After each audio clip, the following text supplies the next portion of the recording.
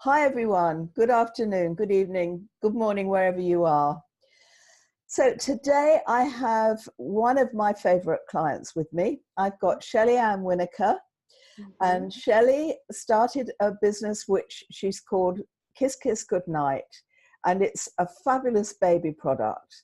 And she's somebody that I want you to hear from, particularly because she has such a huge busy life and she's managed to get this fabulous brand together. And I thought that this would help a lot of you understand what you can do if you really want to. So hi Shelly, and thanks so Hi. much for joining me. Oh, thank you for having me. I'm excited. Okay, so Shelly, tell me, when you first started the business, Mhm. what were you clear about in terms of what you wanted to do and how you wanted to do it? So when I first started with you, all I had really was the formulation. I knew I had this formulation that was very different, and it was, I had worked on formulations before and brands before, but I had a formula that I thought was what every business person wants to hear: scalable, and was different than the market, right? That's what I had in the beginning. And from that, all the brainstorming and thinking is when I started sort of building the brand story and everything else that came after. Okay. But some people do the opposite, right? They know their market, they know their story. But I had the formula. I was like, this is such a great formula for babies. Okay, How do you do I want to tell us what it is and what's different about it? Right. So this is somewhere along the line, it became the 3-in-1 baby Yeah. bath gel. So what it is, it's a gel that you massage on. You basically apply to baby's dry skin. You put baby in the bath, and then it milks off. So the milking off property is what cleanses the skin, and what it also does is it turns the bath water into a milk bath, Okay. which is so nice for sort of a bath for a baby. And we see a lot of milk bath pictures with babies all through Instagram, and so it's such a nice trend. And then at the end, you wash, you rinse baby off, you dry baby off, and baby's also moisturized. So it's the bath gel, the cleanser, and the moisturizer all in one. Because you have lots of babies Yes, and you've I got have, one on the way. right. which, And I've which, used, I've used cleansers on them, and even I just remember using cleansers and diluting them to such a way that, because I was like, oh, they don't need to be foamed up and soaped up. So I would just dilute cleansers, and I would still feel they were drying to the skin. And my mom used, coconut oil is a big ingredient in our and my mom would actually massage us with coconut oil, and then she would wash it off yeah. because it's a great massage agent and it's a great moisturizer, but you don't want to smell or feel like it. So Yeah. it was all these little experiences that sort of Okay. that made me think this is a good product. But really, so it's a hero product. It's a one product brand at this stage, isn't it? Yep. But so, I mean, when we were working together, it was very much about building this community, this mamas community, Right. understanding other mamas and understanding the stress they feel when they're trying to get baby to sleep at night. So Right. you've built a great community. Right. So after the idea for the product came along, it was, how do I share this idea? How do I relate to bring other mothers into this community? What is their problem? What are they struggling with? And that took a while. That's where we started. It Mm. was like, how do we relate to this customer? How do we get them to pay attention to us, listen to us, buy into the product and the community? And that is not something that just clicks. That is just from pondering and brainstorming and experience.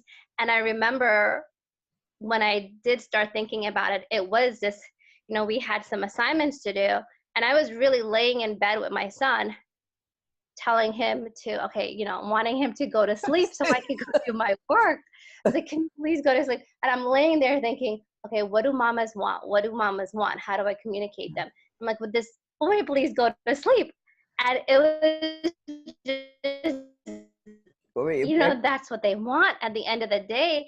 They've done so much. And, so it's a little bit my experience, but I also needed, what I got from you was, I got to think about this. I got to think about how I was going to communicate, my story and the brand, and the product was going to fit into mama's everyday life. And Yeah. it was just that. It was, my experience, and then, I had this sort of homework and brainstorming to do on the other side, and it sort of came together. Yeah, And because also there was a visual representation, because we came up with the sloth, right, right, who's right. always hanging around sleeping. So you've got And this and cute I'm sloth trying to on think, your. yeah, which came first, because, and then it was, I remember the, so when we finally came upon it, that it would be this nighttime feel, and this, to help babies go to sleep, and to help mama get baby to sleep.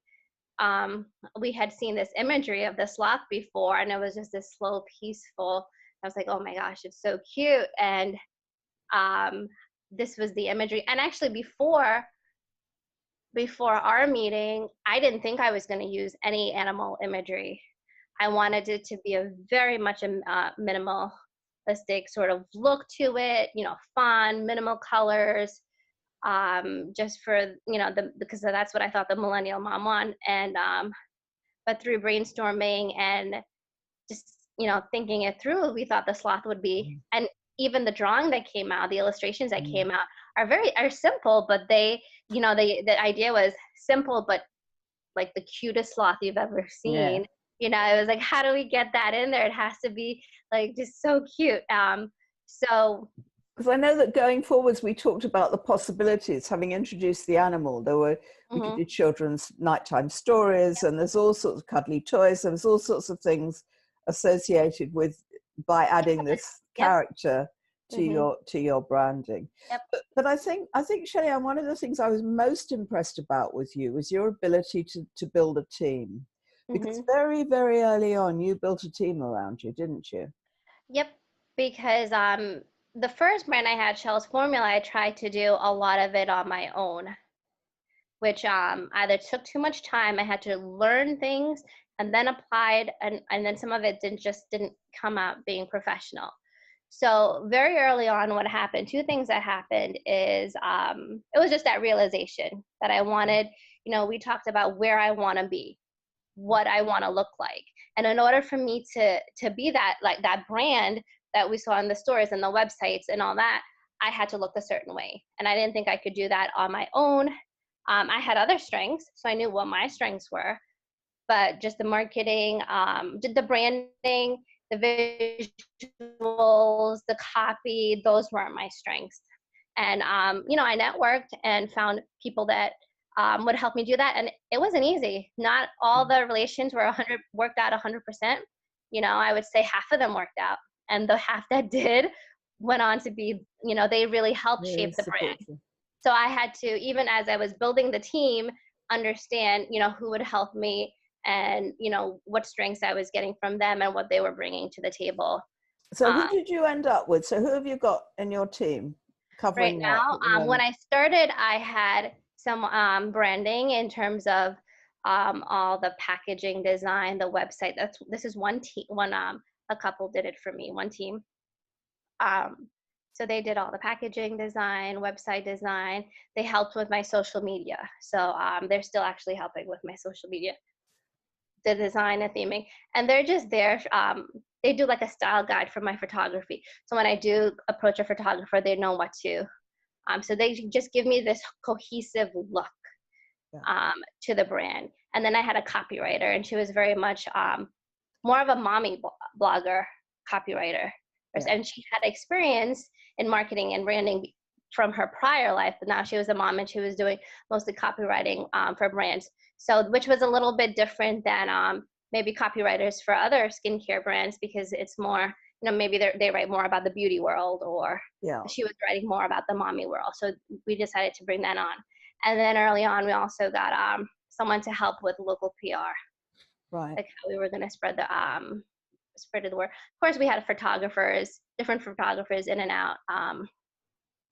And yeah, those were the Because you come from a corporate background, so you understand about managing teams. Yeah. Yeah, I definitely knew I couldn't do it all.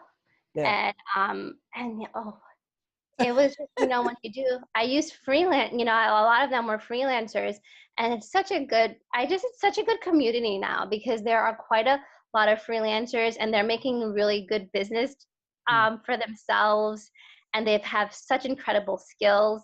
So I feel lucky to be in this environment now, or at this time when there are these really talented freelancers out there. But what also helped me is, remember when we came on, I also had started working. Yes, yes, And because you were now working. You were yeah, working I full worked. time for a while all Yeah, this I was worked going full on. time for And about a how year. many children have you got? It's three. You've got I have three. Yeah, and yeah, another one on the way. Yeah. another one on the way. So it was so that was it was that time between when we met. I just started working and getting everything together for the brand. So it was a really crazy time where everything, but it was all good things. It was everything I wanted. Which is hard to be. You can't be upset because it was everything I wanted. It was just happening all at the same time. Okay. So, Now, but it was just on this high. yeah. But it helped me fund the freelancers. Yeah, but yes, sure. But Mhm. you've got visibility very quickly. You've won awards. You'd launched in June and you'd won awards by the end Mhm. of June, I think, hadn't you? You'd Yeah, I mean, I lots of launched. PR and television. Yeah, I launched that specific. The day I launched was the last day you were allowed to launch for that specific award. So I had planned that ahead of time. I mean, our launch was. You remember us talking? Our launch was supposed to be almost a year before that, or at least 9 months before that, and it was pushed back for many reasons. But I had that drop dead date though. June Yeah. 15th was my last. I had to have a full website with my products being sold to be considered for that award, and I just felt so good about that award too. I was like, this product deserves, I was like, this product deserves to start with an award, and I just focused on that. I just knew June 15th was going to be the launch date, no matter what we had to. And sometimes you need that, right? You can Yeah, push things, absolutely. push. But that was my drop dead date, June Yeah. 15th. We got to get everything together, and it was not easy. I mean, I must have gotten. I think I got the packaging, the mass production of the packaging the week after that, but I Mm. had enough samples. Okay. I mean, on you uh, also had the contract because it's being made for you. And I remember, there were issues with the contract manufacturer and getting the consistency right to come out the containers. And there was yeah. a lot of toing Right, we and went through froing on that. that. Actually, I made it for myself. It was that time when we were going through the contract manufacturers, and I just didn't feel 100% comfortable with just the business relationship, and I wasn't feeling good about it. And at that point, I had made the decision.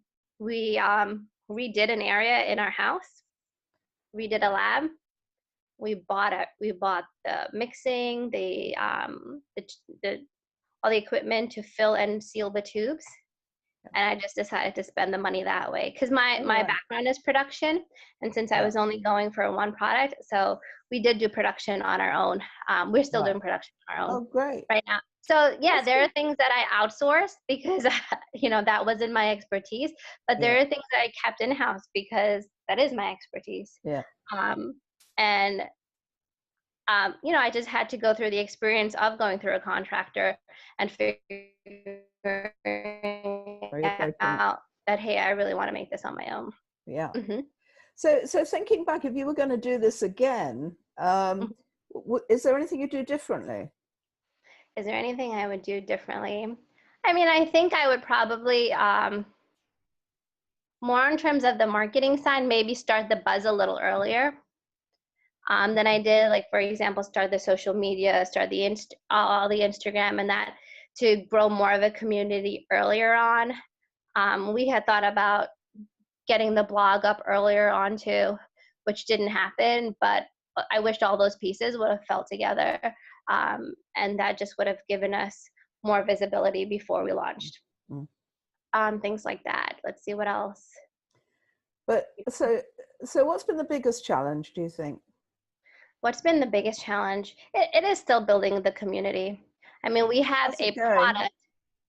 How's We it have going? a, sorry? How is the community going? Are the numbers Yeah, like increasing our all the time? Instagram is coming along. I do, as September starts and I get full on, we're building our network of brand ambassadors to help share. the knowledge and, just realizing how important that is. We've reached out to retailers and just sort of building. I think with me, it's, you thought you would just meet someone and there it would be on the shelf, but it is building this relationship and it's communicating back and forth quite a bit before it actually gets on the shelf. So I've learned it's not just 1, 2, it's a couple steps.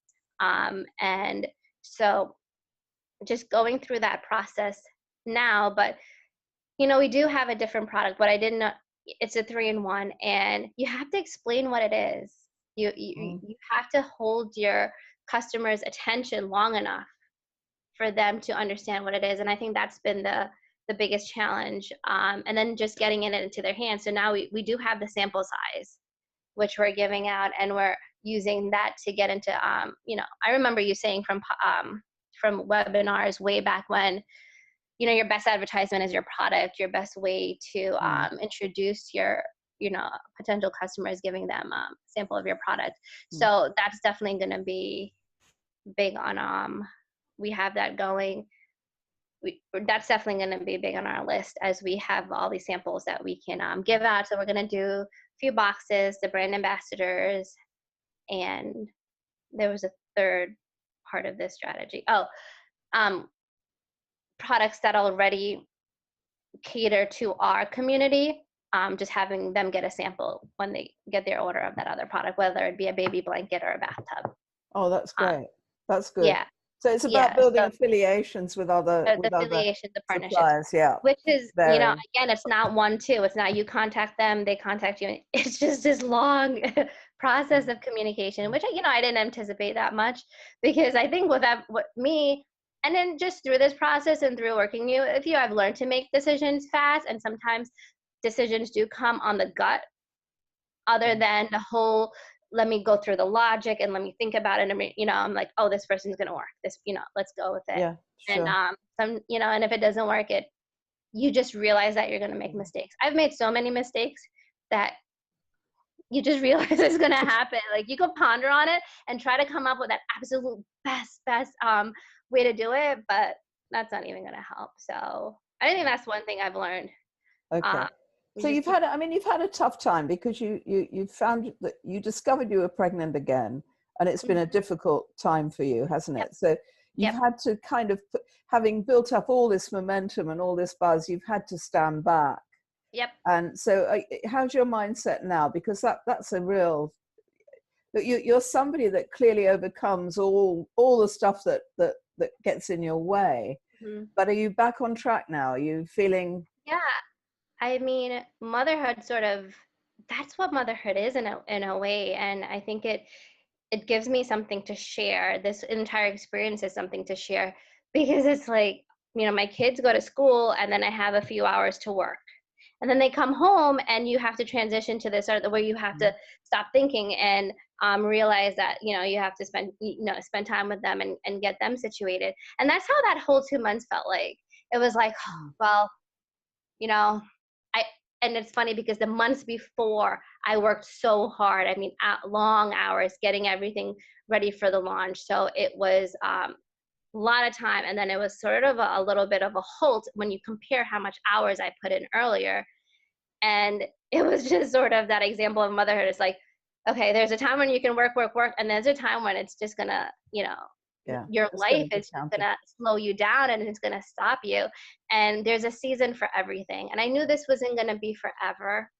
Like, I wasn't going to feel sick forever. And I was lucky that I already had some team members there that were continuing without me. But not without me, but with my guidance, right? Yeah. But I didn't have to put in the long hours, or it was okay if I didn't at that time. But I think that's part of the story of motherhood, is like, there are seasons for everything. There are seasons when you can work, but there are seasons when, your kid's homesick and you have to take some time off, and know that you're going to get back on it. Know that it's not going to knock you down. It's not going to totally deter what your plans are, that you can still move forward after it. And you know what? That's going to happen when I have this baby too. I'm going to be a little slow.